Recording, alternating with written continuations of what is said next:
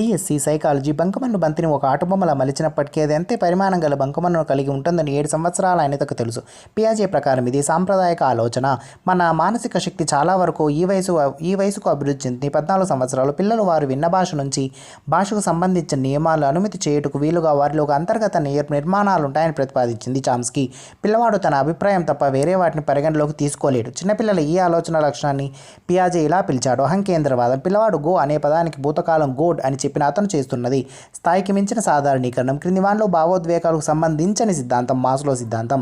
Roses ప్రకారం ఇది స్వీయ వాస్తవీకరణ కలిగిన వ్యక్తి లక్షణం కాదు, అపాయాన్ని లక్ష్య పెట్టకపోవడం.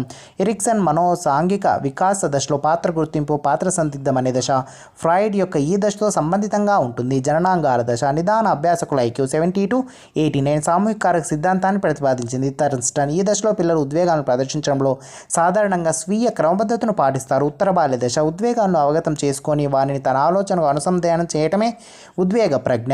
చదువులో వెనుకబడిన విద్యార్థి 4వసారి పాస్ మార్క్ గడించిన ప్రతిసారి చాక్లెట్ బహుమానంగా ఇచ్చిన ఇది ఈ రకపు పునర్బంధం, స్థిర నిష్పత్తి పునర్బంధం.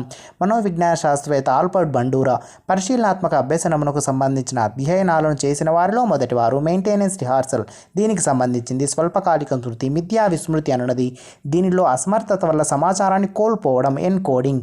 రాము చదువులో రాణించుట ప్రయత్నం చేస్తుంటే గోపి పరిపూర్ణ కండర పుష్టి కొరకు సాధిస్తున్నాడు. అడ్లర్ ఫ్రేమ్వర్క్ ప్రకారం వారి ప్రవర్తన సూచించున్నది జీవన శైలి. ఈ కాలంలో పిల్లలు పాఠశాలలో విజయం సాధించాలని, ఆటల్లో పోటీ పడాలని, తల్లిదండ్రులు ఉద్వేగ అవసరాలు తీర్చాలని ఆశిస్తున్నారు. దీని ఫలితంగా పిల్లలు ఎక్కువగా అనుభవించేది ఒత్తిడి. 20 సంవత్సరాల వయసున్న సంగీత ఎప్పుడూ 2 సంవత్సరాల వయసున్న అమ్మాయిలాగా ప్రవర్తిస్తుంది. ఇది ఈ రక్షక తంత్రం ప్రతిగమనం. క్రెష్మర్ వర్గీకరణ ప్రకారం పీవరకాయలు అనే మూర్తిమత్వ రకం గల మనుషులు పొట్టి మరియు లావు.